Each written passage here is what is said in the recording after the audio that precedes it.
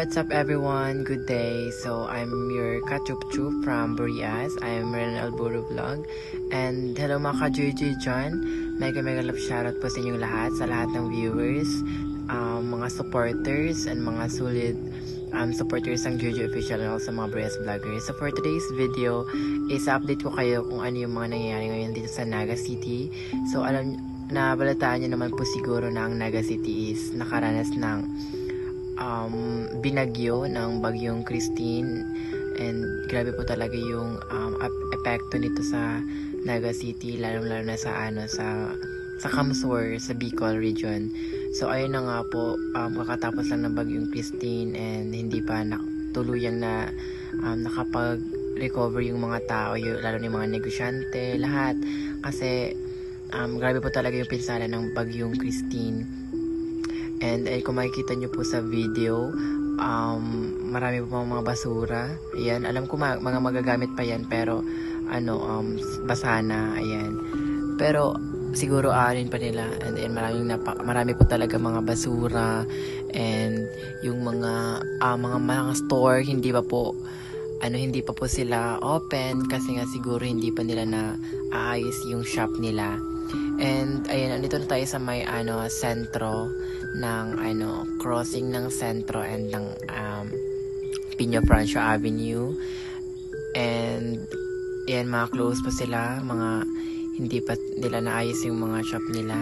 Ayan nga yung sa motor, lahat yan basa yan kasi yung tubig abot ata dyan sa may yung plaka nila na Suzuki. So ayun, abot dyan yung tubig and napakaputik. Ayan, maputik pa dyan. And may mga part din pala sa Naga yung may tubig pa, yung like hanggang abot tuhod pa yung baha. So ayan, ito yung dito yung E-Mall. So ang E-Mall, and makikita nyo dyan na grabe pa yung tubig sa loob. So ayun, grabe pa yung tubig sa loob ng E-Mall, napakadami pa. And yung mga ukay-ukayan dyan, hindi pa yan na kasi puro basta yung mga nila, and hindi pa open lahat. Yung store, pila na nga yung ibang sa like supermarket, pilang-pila na kasi paubusan na ng stocks yung mga mga like pagkain, yung mga basic needs sa araw-araw. Ayan, so yung McDo maputik pa yan. Ayan, tas yung Jollibee, basta grabe po talaga yung epekto ng bagyong Christine sa amin. Lalo na ako kasi nagbo-board lang ako, and grabe yung like wala talagang magagamit sa gamit ko kasi lahat basa. Yung rice cooker, lahat ng mga gagamitin ko sa araw-araw, like literal na back to zero talaga kasi wala ng mga naisalba na gamit ko. Yung mga damit, pero yung damit meron naman pang mga mga nakuha na nilabahan ko na. So ay nakagala-gala na ako dito sa sentro. Gusto ko lang bisitahin yung sentro kasi tapos na naman ako sa mga gawain ko, sa nilabahan ko na yung mga damit ko at inasikaso ko na yung mga natira kong gamit na magagamit ko pa. So ayun, pupunta kami ngayon sa sa Robinson kasi bibili ako ng parang yung bag na malaki na lalagyan ko ng mga gamit kong magagamit ko pa. So ayan, like grabe, as in pati yung mga kotse inaanod pa yung makikita nyo dyan yung mga inaanod na kotse na nasa gilid pa.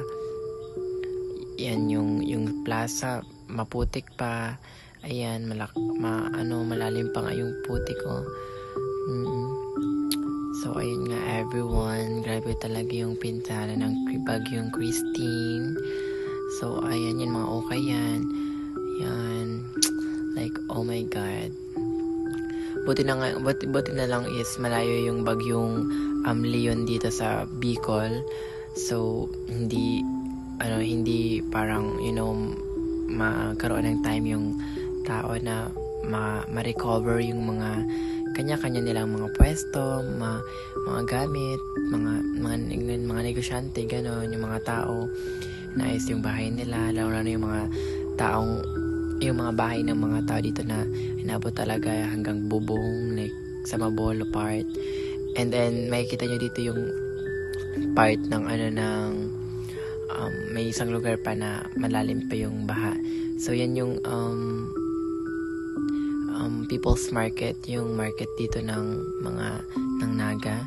Like baha pa yan dyan.